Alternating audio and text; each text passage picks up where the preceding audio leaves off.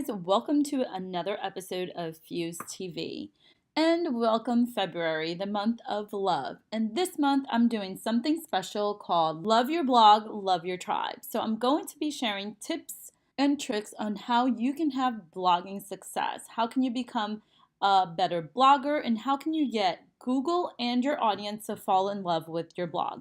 Today's video lesson, we're going to be talking about cleaning up your categories. Now, the way Google looks at your website is many times from top down. So look at your page title, then your permalink, then your nav bar here. So H1, H2 headings, then any links. So we'll follow the links and it will check out the pages associated with those links. Now, a lot of us will just start a blog and then we start blogging, then we come up with the name, then another name, singular, plural, and then we start blogging and we're just pile on and everything becomes really cluttered and we don't realize that each category becomes its own permalink.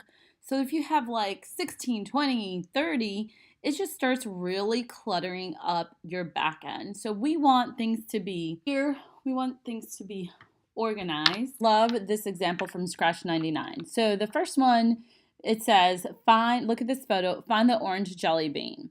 So that's going to be hard to do. And this is what your website looks in the back end when it's cluttered with categories and a bunch of tags and it's disorganized. And it just really naturally happens as we start blogging, and we don't blog with website structure in mind. We don't blog with Google in mind when we first start. Then once we start getting better at blogging and, aiming for blogging success, we start learning some things and tips on how we can better structure our site and our blog site and our blog. So then in example number 2, now find the orange one. So you see in the second one, everything's organized. Everything is streamlined. And of course, I will be able to find that orange jelly bean so much easier. And the jelly beans here actually refer to the topics and keywords covered in your blog. So if things are not organized, they're going to be really messy looking. So one thing you want to do is clean up your categories. So ideally you want to have between 5 and 8 categories. Now this will depend on your industry. So if you have a design type blog, food blog, you might need 10 categories. You might need a few more. So one thing you want to do is clean up your categories, guys. So to do this in WordPress, you go to the back end of your dashboard, then you go to all posts and categories. So if you're in Squarespace or something else, just find where your categories are. Now, for my categories, anything with a line over here is a subcategory. So I'm talking about the main categories mostly here. See how many categories you have total. You also want to see how many blog posts you have in each category by checking here on the right side. Now, if you have less than 3, you need to analyze if you're going to be keeping that category, if you're going to be adding more content or not. If you decide to delete a category, so I'm actually going to delete this subcategory, for example. We just go to delete. It does not delete the post. So anything that you delete goes to uncategorized. Usually when you delete something, like I just deleted that one had another category assigned to it, so it didn't go to uncategorized.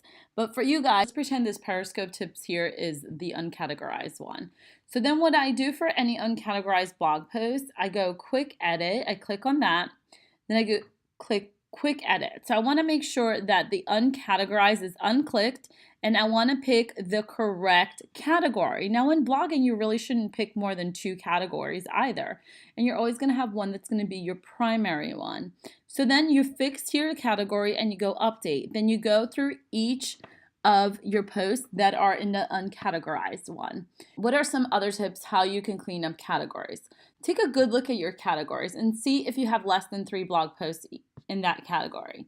Then you're going to decide if you want to keep that as a category or if you want to condense that with another category. Maybe that category really fits under personal or under featured or press, right? So you kind of want to decide what are my 8 or 5 to 8 main topics that I usually cover on my blog.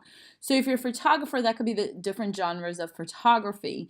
If you sell products, that could be like different genres of your products. If you're a food blogger, that could be, dinner, breakfast, drinks versus appetizers depending on what kind of blog you have. Say that your blog is, you provide a service, but you have like a cool series, right? So you might have a cute name for that series, which is okay, but don't diverge from that. Don't start adding a bunch of cute series names. You want these to be like general keywords and keywords associated with the things that you blog about for Google and for your audience, because your audience is not going to know what Love Notes is.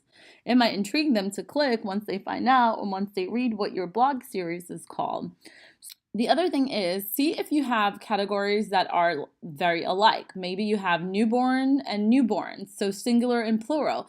Decide which one you're going to keep and make sure you delete the other one and reassign any uncategorized categories. So if you're feeling stuck and not knowing what categories you should have, you can click on the link in the description of this video and make a comment on my blog asking for feedback, or you can join my free Facebook group called the Fuse Lounge by visiting bit.ly/FBFuse.